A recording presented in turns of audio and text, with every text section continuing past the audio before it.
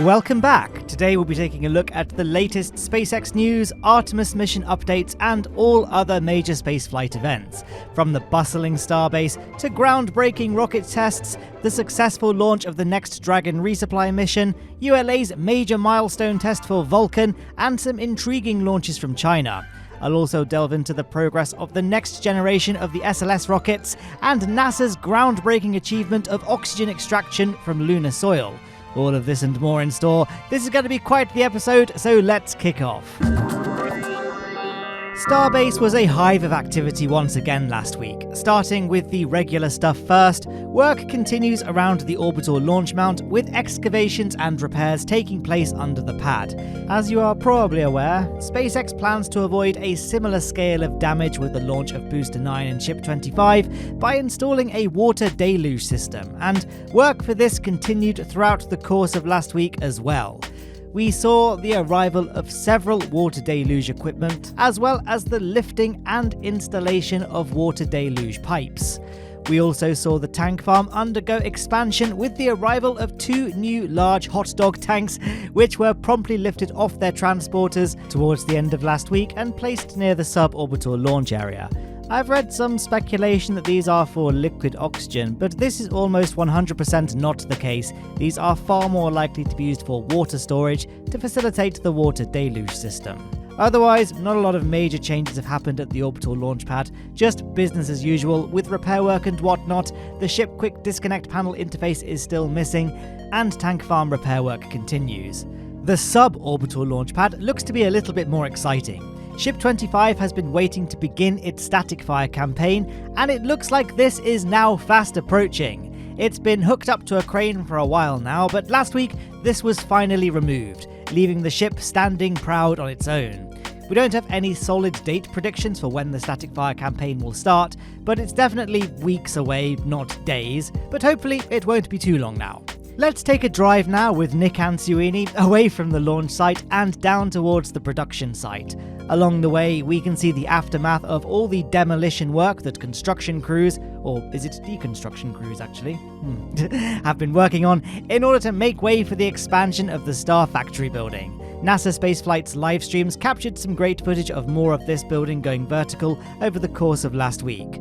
Of course, Star Factory isn't the only big construction project down at the production site. High Bay 2 is steadily creeping upwards as well. We saw the delivery of some wall segments a couple of weeks ago, but these still don't appear to have been installed yet, while crews instead work on the main steel frame of the structure. Next to the high bay is of course the mega bay, where Booster 11 was recently fully stacked and stacking of Booster 12 began. In the old high bay, Ship 28 has been sat there without much apparent work being conducted on it for a while now, but in the spot next to it, things have been busy as ever. The final 20 series Starship has now been fully stacked. 671 days after the final stacking of Ship 20, Ship 29 reached full height last week, with welding work progressing throughout the week. The 20 series has been momentous. Static fires, the first full stack of Starship with Booster 4 and Ship 20, and I don't even need to mention the first ever Starship orbital flight test. I wonder what milestones the 30 series will achieve. Will ships 30 through 39 still all be test articles, or will we finally start seeing operational flights with them? Let me know what you think in the comment section down below. And hey, if you are enjoying this video so far, then don't forget to like the video and subscribe. It really helps me out and all that jazz.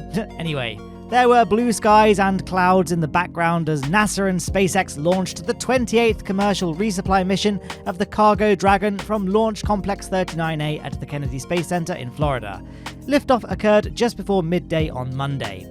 SpaceX's Dragon spacecraft carried just over 3 tons of new science investigations, food, supplies, and equipment to the International Space Station for the crew, including the next pair of rollout solar arrays. These solar panels, which roll out using stored kinetic energy, were the third set launched by Dragon and, once installed, will help provide a 20 to 30% increase in power for space station research and operations. The Dragon spacecraft autonomously docked to the Zenith port of the International Space Station's Harmony module early on the 6th of June. Friday was then an eventful day on the station. NASA astronauts Stephen Bowen and Woody Hoberg ventured outside the station through the Quest airlock. Their mission was to install the improved rollout solar arrays on the starboard truss's 1A power channel. On this upcoming Thursday, the 15th of June, the duo will once again head out to mount another array, this time on the 1B power channel, further augmenting the station's power capacity for commercial and scientific purposes. United Launch Alliance crossed a significant milestone last week. They conducted a static fire test of their upcoming Vulcan Centaur rocket. Conducted on the 7th of June, the test involved firing of the rocket's two BE-4 engines in a static fire event dubbed as the Flight Readiness Firing, or just FRF, test. The successful test took place at Cape Canaveral Space Launch Complex 41, with the engines firing up to the target level for 2 seconds before shutdown. ULA President and CEO Tory Bruno expressed his satisfaction with the test, tweeting "nominal run" immediately afterward. The FRF test was originally scheduled for May the 25th, but this was postponed due to a detected issue with the ignition system. ULA promptly addressed the problem, making the necessary adjustments before proceeding with the successful test last week. While the FRF is considered the last significant milestone before the rocket's inaugural flight, referred to as CERT-1, ULA faced an additional challenge during testing in March. A hydrogen leak occurred during testing of the Centaur upper stage at NASA's Marshall Space Flight Center, resulting in this fireball.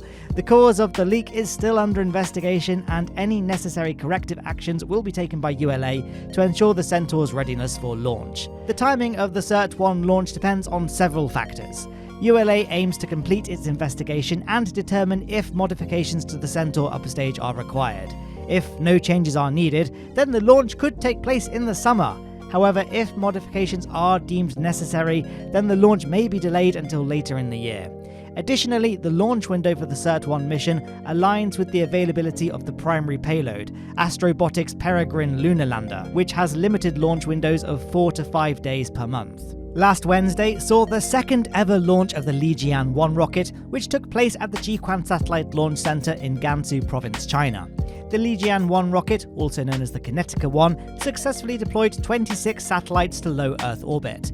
Developed jointly by the Institute of Mechanics of the Chinese Academy of Sciences and CAS Space, the Lijian-1 once again successfully demonstrated its capabilities. CAS Space confirmed the success of the second ever launch of this rocket and the deployment of its satellites. With the success of this launch, CAS Space has now announced that the Lijian-1 will enter mass production, so I guess we can expect to see more launches from this vehicle as we move forward.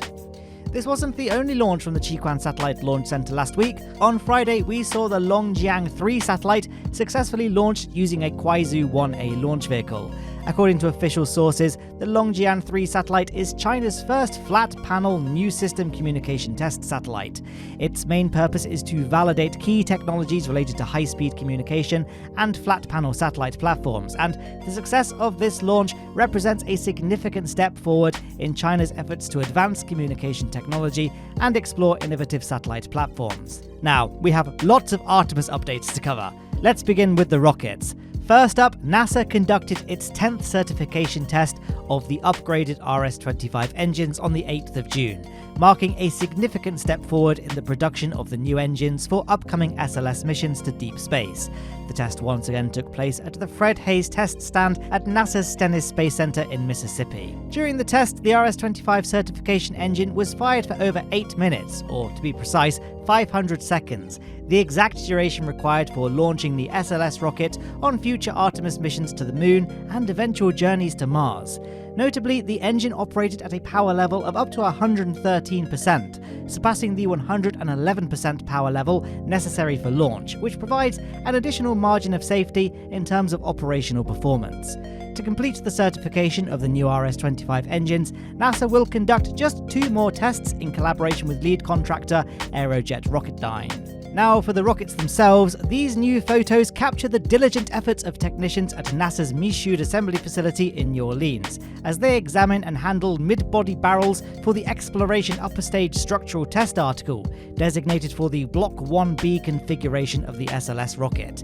These barrel sections constitute the primary structure of the future in-space propulsion stage for the colossal rocket. The Exploration Upper Stage will play a pivotal role in providing in-space propulsion to propel astronauts aboard NASA's Orion spacecraft and heavy cargo on a precise trajectory to the moon.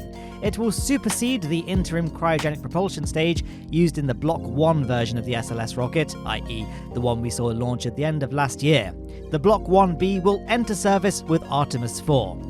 Distinguished by larger propellant tanks and equipped with 4 RL-10 engines, the exploration upper stage will enhance the SLS's cargo carrying capacity to the moon by an impressive 40%, while still accommodating crew members. This structural test article, which mirrors the flight version in terms of its structure, as the name would suggest, will undergo a series of rigorous assessments designed to replicate the forces experienced by the rocket during launch and flight, validating its structural integrity.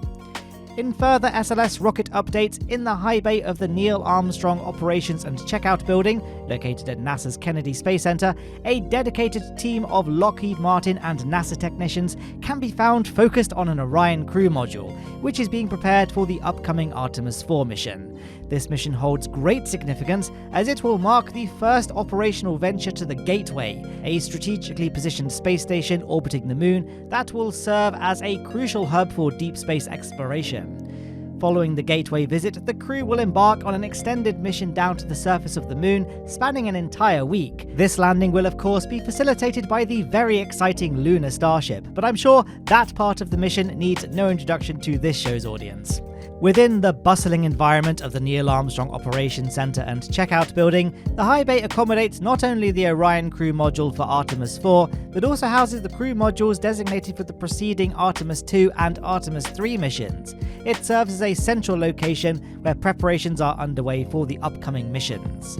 When it comes to the lunar missions, one thing that NASA is looking into closely is in situ resource extraction, and is striving to establish a lasting presence on the moon through the Artemis missions. Key to this goal is the utilization of available resources like oxygen for sustained habitation and exploration. In a groundbreaking achievement, NASA's Johnson Space Center successfully extracted oxygen from simulated lunar soil, a significant step towards harnessing in situ resources in lunar environments. The extraction took place within the Dirty Thermal Vacuum Chamber, a specialized 15-foot diameter spherical chamber at NASA's Johnson Space Center. Using a high-powered laser, scientists melted the lunar soil simulant in a carbothermal reactor developed exclusively for NASA by Sierra Space Corp. The team employed the mass spectrometer observing lunar operations device to detect the gases released after heating the soil. The test, sponsored by NASA's game-changing development program, addressed the critical technology gap of extracting oxygen from lunar soil. Lunar regolith comprises of about 45% oxygen. This endeavour was part of the Lunar Surface Innovation Initiative, aimed at developing capabilities for lunar and planetary exploration. The success of this test holds promise for future Artemis missions and deep space exploration, as it has established the feasibility of extracting oxygen from lunar materials, providing essential resources for human survival. I now have a channel update! This will be the final ever episode of Space This Week. That'll be uploaded on Monday morning. Universal Coordinated Time morning, that is.